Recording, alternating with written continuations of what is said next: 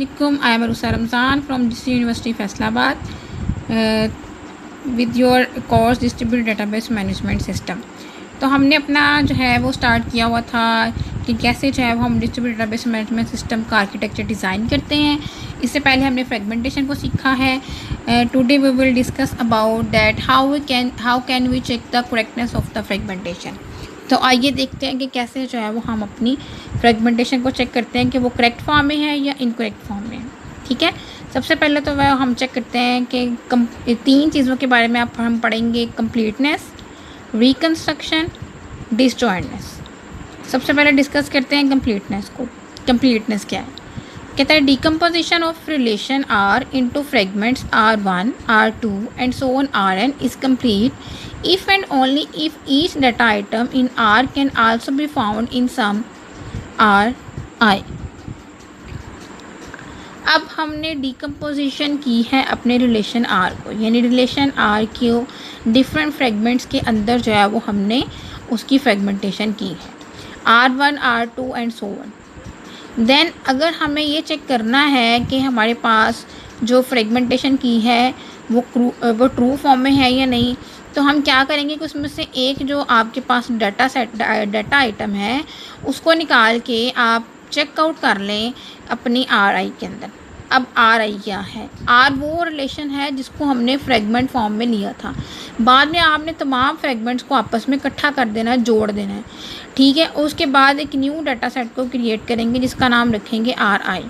अगर RI जो है वो उसके अंदर तमाम डाटा सेट वही है, तमाम डाटा आइटम्स वही हैं जो हमारे पास R में भी मौजूद है, रिलेशन R में, इट्स मीन दैट कि आपने जो फ्रेगमेंटेशन की है वो कंप्लीट फॉर्म में है।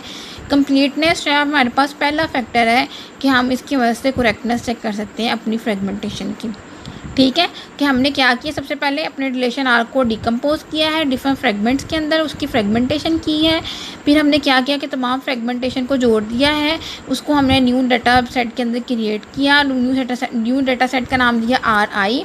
फिर हम उसमें से किसी एक को उठा के चेक करें कि हमारे पास कोई ये भी ऐसा डाटा सेट ना हो जिसमें मिस हो, तो इट्स मीन दैट कि हमारे पास जो है वो कंप्लीट फॉर्म में कंप्लीटनेस आ चुकी है। रिकन्स्ट्रक्शन क्या है? If relation R is decompose into fragments R1, R2 and so on Rn, then there should exist some relational operator such that R is equal to, अब देखिए हमारे पास 1 less than equal to I and less than equal to N, यानी आप बेशक एक को data item को उठा रहे हैं, दो को या तीन को, सो ऑन, सबके सब जो हैं वो आपकी रिलेशन R के अंदर एग्जिस्ट करनी चाहिए।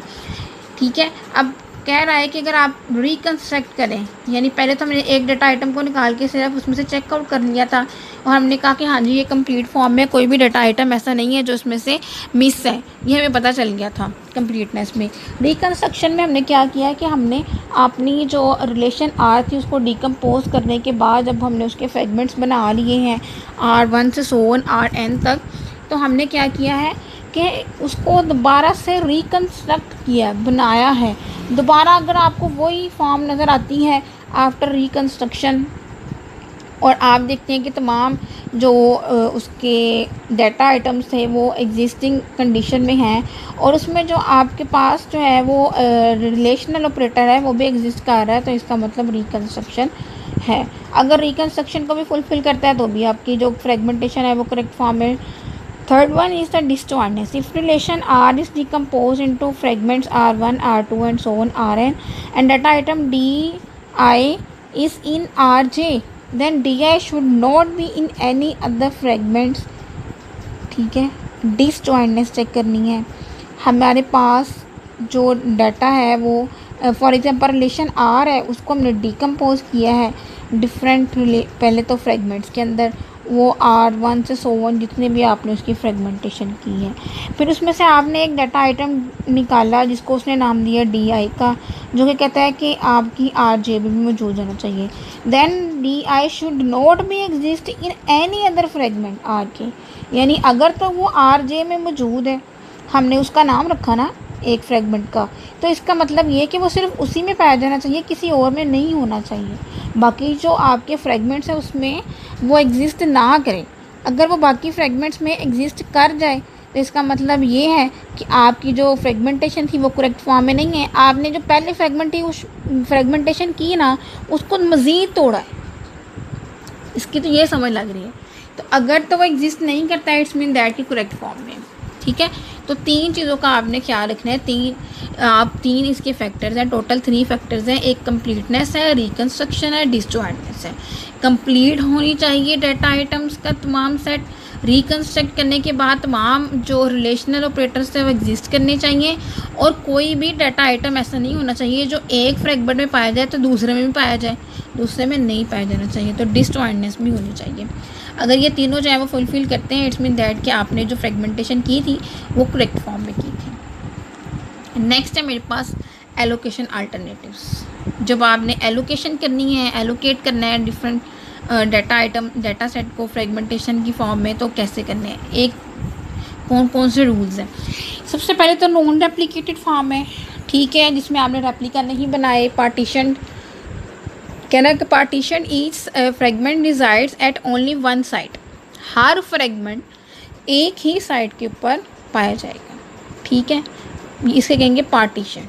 रेप्लिकेटेड में हमारे पास हम रेप्लिका बनाएंगे, हम जो है वो हर साइड्स के ऊपर जो है उसको स्टोर कराएंगे। ये तो 2 तरह से आप जो है वो उसकी कॉपीज़ बना सकते हैं, उसके रेप्लिका बना सकते हैं।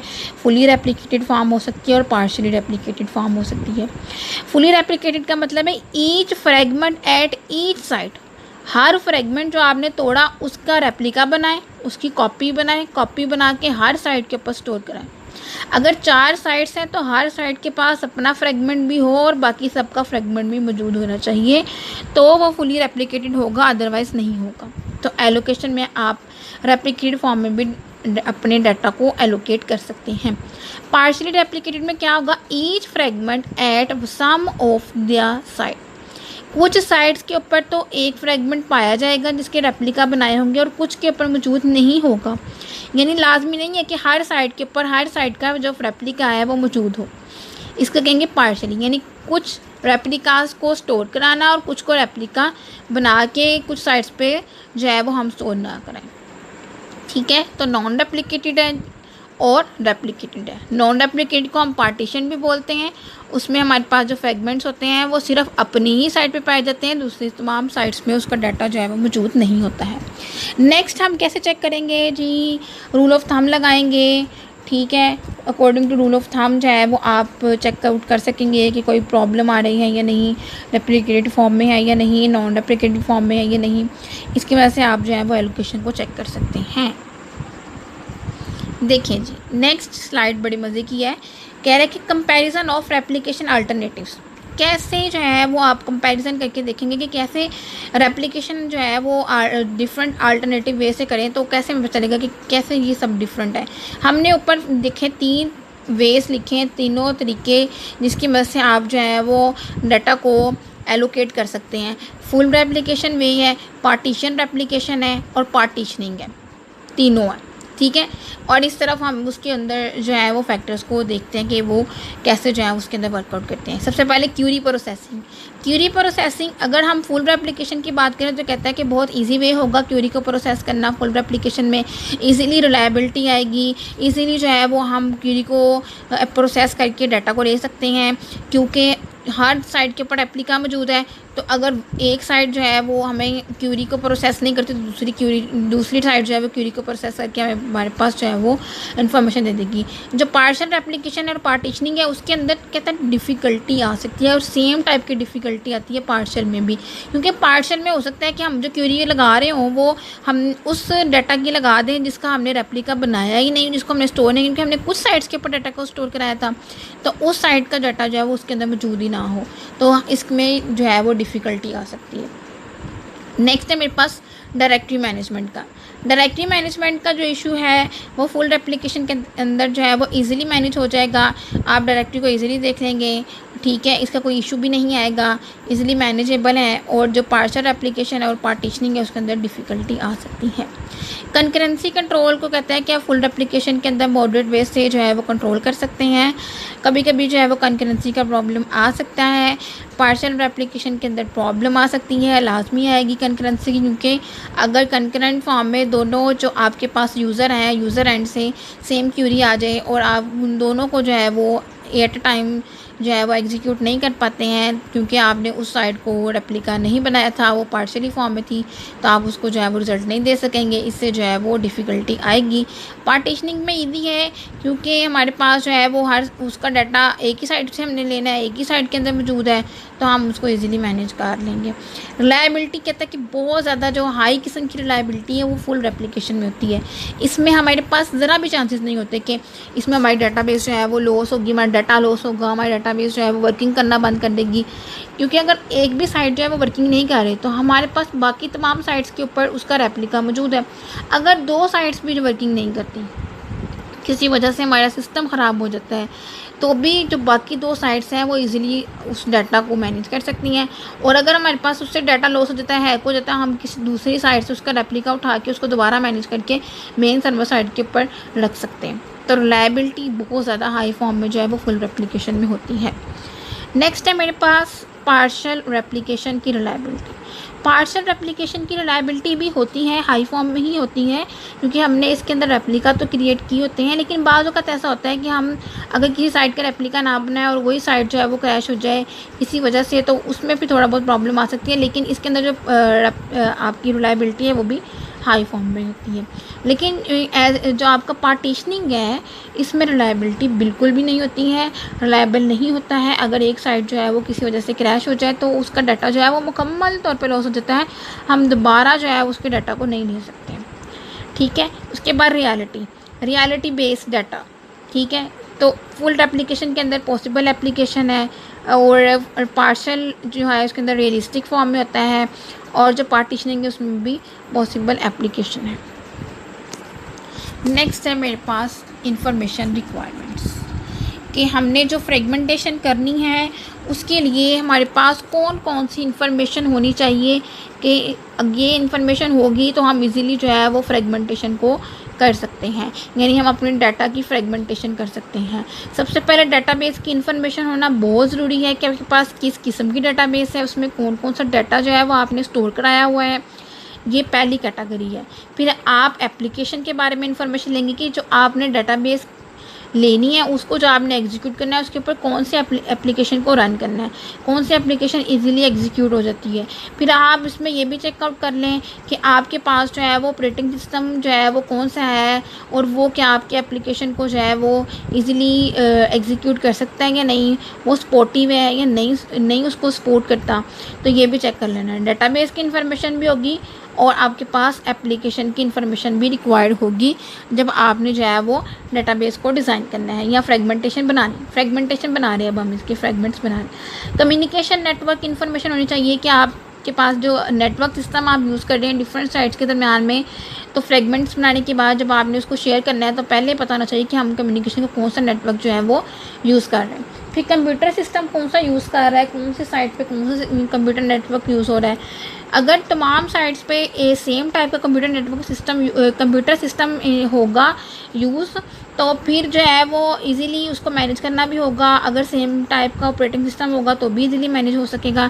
इसलिए हमने पहले सारी इन्फॉर्मेशन ले लेनी है, ताकि हम तमाम जो सिस्टम्स हैं उनको एक ही रैंक पे रख के एक ही जो है वो एक ही तरीके की जो है वो डाटाबेस यूज़ करें, एक ही तरीके की एप्लीकेशन यूज़ करें, एक ही तरीके का ऑपरेटिंग सिस्टम यूज़ करें, एक ही तरह का हमारे पास कंप्यूटर सिस्टम इन्फॉर्मेशन हो, कंप्यूटर सिस्टम हो, और एक ही जो है वो कंप्यूटर नेटवर्क को इस्तेमाल करते हो। तो इसलिए हमने ये चारों इन्फॉर्मेशन जो है वो कलेक्ट कर लेनी है। नेक्स्ट है मेरे पास फ्रेगमेंटेशन हमने इससे पहले पढ़ी थी कि हमारे पास जो है वो vertical, horizontal and hybrid fragmentation होती है। हमने हॉरिजॉन्टल भी की एक एग्जांपल रिजॉल्व की लास्ट लेक्चर में, वर्टिकल की एक एग्जांपल रिजॉल्व की। अब नेक्स्ट हमारे पास है हॉरिजॉन्टल फ्रेगमेंटेशन की नेक्स्ट टाइप्स। 2 टाइप्स है हमारे पास हॉरिजॉन्टल फ्रेगमेंटेशन की, प्राइमरी हॉरिजॉन्टल फ्रेगमेंटेशन है और ड्राइव्ड हॉरिजॉन्टल फ्रेगमेंटेशन है। 2 तरह से हम जो है वो फ्रेगमेंटेशन कर सकते हैं, प्राइमरी तौर पे भी कर सकते हैं और ड्राइव्ड फॉर्म में भी कर सकते हैं। ठीक है। अच्छा जी, जब प्राइमरी फॉर्म में आपने अपने इन डेटाबेस को डिज़ाइन करना है प्राइमरी हॉरिजॉन्टल फ्रेगमेंटेशन की फॉर्म में, तो आपके पास ये इन्फॉर्मेशन मौजूद होनी चाहिए। रिलेशनशिप क्या है आपकी डिफरेंट जो डेटाबेसेस हैं उनका, फ्रेगमेंट्स का, या आपके पास जो डाटा सेट है उसकी आपस में रिलेशनशिप क्या है, ये पता होना चाहिए। ठीक है, then cardinality of each relation, इसके बारे में इंफॉर्मेशन आप चेक करते हैं कि मिनटर्म सिलेक्टिव्स क्या होते हैं और असेस फ्रीक्वेंसी, इन्फॉर्मेशन रिक्वायरमेंट्स में ही आता है। मिनटर्म सिलेक्टिव्स क्या होते हैं? The number of tuples of a relation that would be assessed by a user query which is specified according to a given minterm predicate mi। कहता मिनटर्म प्रेडिकेट वो हैं कि जैसे नंबर ऑफ टपल्स आप किसी रिलेशन में से निकालें और फिर उसको इजीली यूज़र क्यूरी की वजह से आप असेस कर सकें, देन स्पेसिफाई कर दें according to the given minterm, तो उसको आप कहते हैं कि ये मिनटर्म सिलेक्टिव्स हैं। ठीक है, यूज़र क्यूरी की वजह से आप इजीली उसको असेस कर सकते हैं। देन एस क्यूरी है the frequency with which a user application QI assesses data। Assess frequency for a minterm predicate can also be defined। Frequency with which a user application QI assess data, frequency आपने check करनी है कि जिसकी वजह से आपका user application जो है वो इजीली डाटा को असेस कर सके। उसके बाद असेस करना है फ्रीक्वेंसी को मिनटर्म प्रेडिकेट के लिए जो कि पहले से हमने डिफ़ाइन किया हुआ है। ये हमारे पास इंफॉर्मेशन होनी चाहिए कि मिनटर्म प्रेडिकेट्स क्या है, फ्रीक्वेंसी कैसे चेक करनी है हमें। ठीक है, इसके बाद हम किस तरह से जो है वो उसको रिजॉल्व करते हैं। हम नेक्स्ट लेक्चर में पढ़ेंगे कि हमारे पास जो है वो प्राइमरी हॉरिजॉन्टल फ्रेगमेंटेशन होती क्या है, कैसे करते हैं और कौन सा एल्गोरिदम उसके ऊपर एग्जीक्यूट करते हैं। होप सो आप सबको समझ आ गई होगी। इंशाल्लाह मिलते हैं नेक्स्ट लेक्चर में। अल्लाह हाफिज़, फ़ी अमानिल्लाह।